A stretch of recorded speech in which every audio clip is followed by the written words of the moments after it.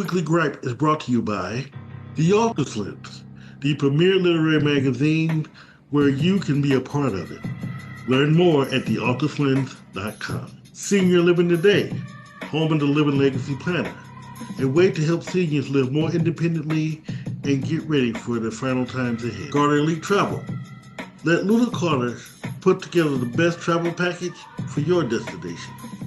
Welcome to today's bonus weekly gripe, sponsored by Carter Elite Travel, Senior Living Today, and the Author's Lens.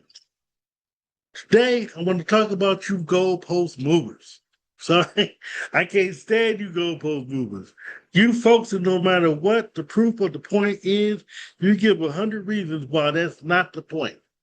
I just mentioned in the last weekly gripe about research and how I can give you one group of research that has a bunch of real sources where you give me a counter one where you and your buddies find something that's made up, but double down that it's the truth because it actually came from some crazy website, conspiracy theory website, or what have you. Again, don't mind being wrong, but, and I'm talking about me, I don't mind being wrong. If I'm wrong, I'm done then and there. But you guys just can't be wrong. The more, and I've seen this in many arguments, the more I show you the truth, the more you talk about CNN and you trust CNN and this, that, and the other, and all, yeah. So many of you just like to deflect.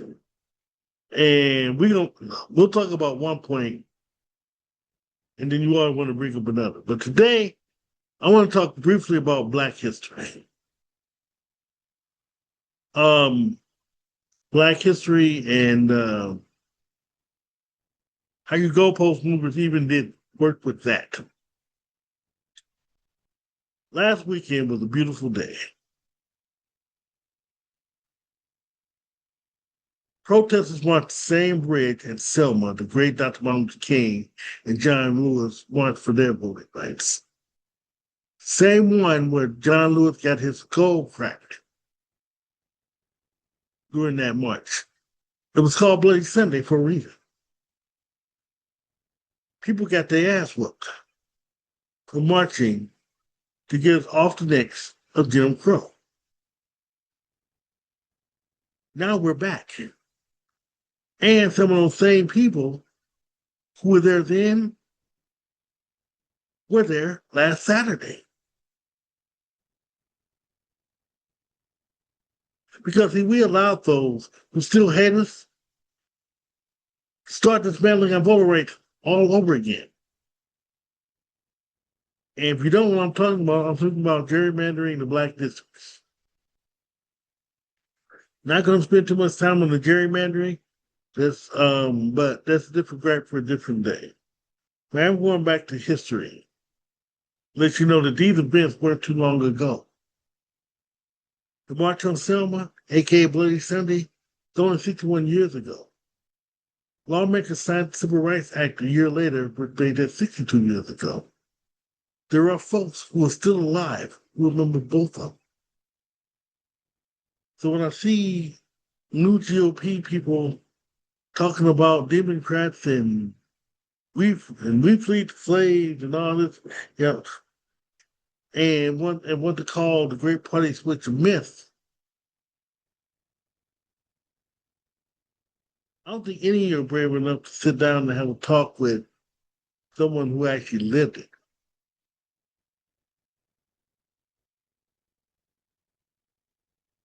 I want to talk about specific people in history, though, this recent history, because for some reason, some of our own Black folks love to take up the mantle of revisionist history. And I do mean revisionist history, or discounting the history altogether. Like, for example, I'm tired of people tarnishing Dr. King or discounting Dr. King because you heard things about him. And stuff that may not even be true in his personal life. People say he's a womanizer. Some of y'all are womanizers. Now, if I use my platform to start calling some of y'all out, then y'all be mad at me. Y'all be want to get me banned and everything. But I wanted to say this. If he was, if he wasn't, how does that minimize his legacy? As someone who stood up and fought for civil rights, we was getting bricks thrown at us, attacked with dogs, fire hose. I just said John Lewis got his head cracked in Selma. Freedom Riders got their bus blown up. Getting attacked at lunch counters just for sitting down. This was at a time when we were at the back of the bus. We couldn't eat at certain places, shop at certain places. We always had to keep our heads down, especially after what happened to Emmett Till. But you guys want to act like this doesn't matter anymore. Or it was so long ago. It wasn't that long ago. Because see, I'm just going to explain it like this. I love how you black people love to say, well, King was a Republican, and the party eats that stuff up too. That was until the King party started, the King children started speaking up. Because see, what are the King children? They're liberals. Why are they liberals? Because I love to bring up the fact that he was a Republican, but can never explain why his children are liberals. I've shared many interviews with Dr. King talking about how he grew disaffected with the Republican Party because many times, despite freeing the slaves, as you guys love to talk about, which is factually true, they still wanted us in our place. They still wanted us to live under Jim Crow. They still wanted us to do what they wanted us to do, live how they wanted us to live. See, they don't ever talk about that. Which is why the party switch happened, because when Democrats started fighting for the agenda, the Southern Democrats became Republicans in order to hold on to the South.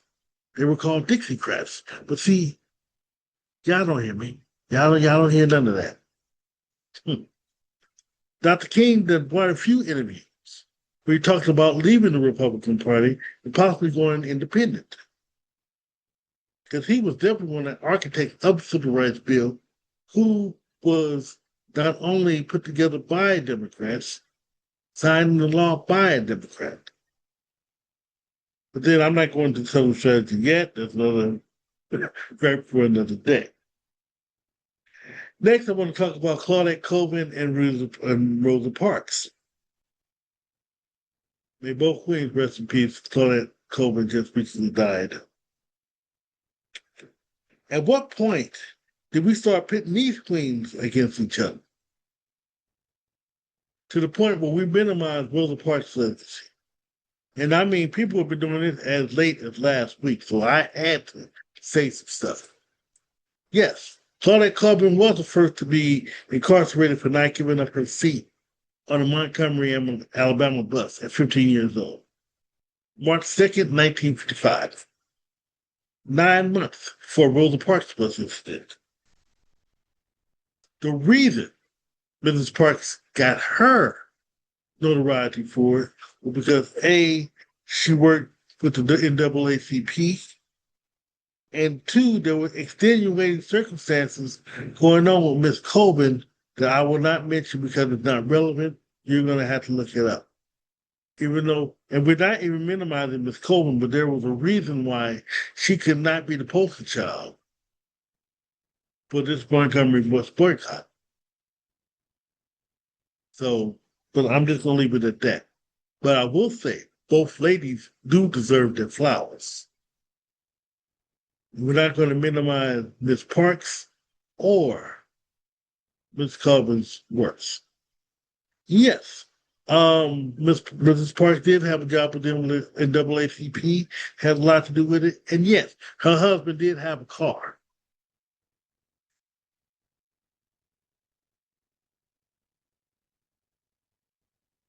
Now, that's the part that bothers me. Well, her bad cook, she had to. So, so some of you one car families, somebody don't ride the bus at your house, somebody don't use other things while somebody else got the car at your house. See, you got a lot of y'all don't think before you speak. If her husband worked, she had to get to work. Obviously, she had to do something, and the bus was the only way to get her to work. I'm gonna leave that alone. 'Cause you guys, ugh. I recently did a mental health Monday on minimizing folks' worth and how to prevent it. And the second someone does it to you, though, however, minimize your work. You guys want to write speeches and go off on people and keep my name out your mouth. So I'm not gonna let you do it to civil rights league this evening because you don't want it done to you guys. Finally, I want to talk about Ruby Bridges and the Little Rock Nine. A couple of years ago, I got into a huge debate with my people. Actually, a couple of young Trump supporters well, who laughed when I mentioned racism around the time of Miss Bridges as well as Little Rock Nine. And I mentioned, I had a picture of white students berating Miss Bridges outside of school as well as people berating the Little Rock Nine. And my people never disappoint.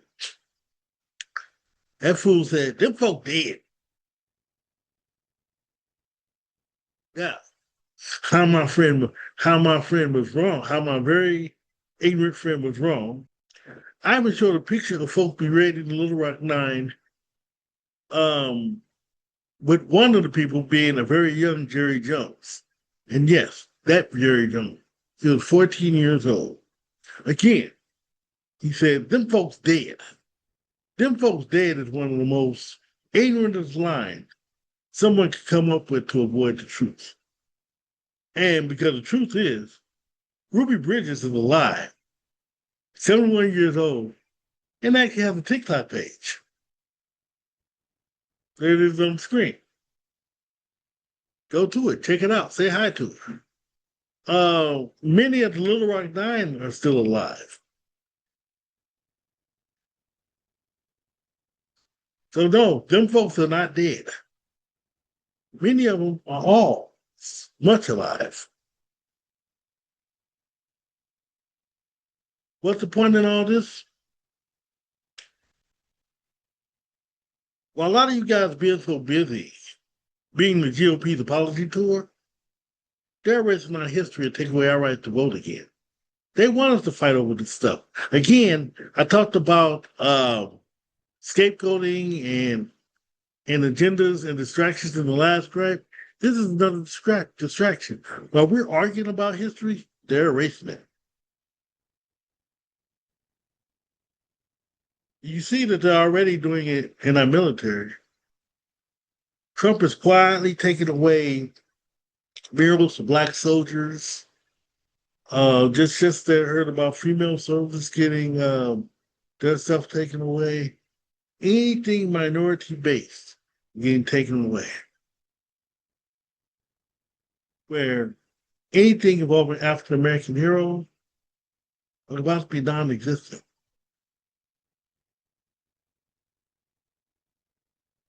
You can't allow that to happen. You can't be distracted fighting with each other. You can't let revisionist history be our agenda. We learned about this stuff in school. We learned about this stuff amongst our friends. We did a lot. In the 1990s, conscious rappers taught us about our history. We did our own research. We need to go back to that. Them folks are not all dead. They're right here. They're still out teaching us. Claudette Colburn just died this year.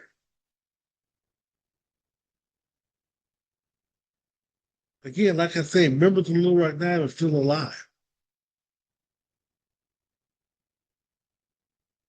There's a woman who's a survivor of the Tulsa Massacre who's still alive today. You all need to sit down and have a chat with some of them, or at least their children or grandchildren. Talk to some of the King children.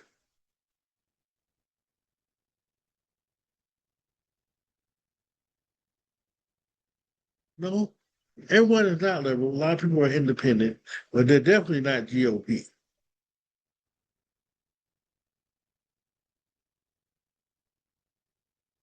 Well, as that saying goes, those who not stand for something will fall for anything. But that's it for me. Next week, again, I'll be talking about DEI and how we got suckered into dismantling it. Yes, for our own people, because it don't just affect our people; it affects everyone. And I'll go into that next week. Well, that's it for my bonus gripe. Mr. Campbell, see you.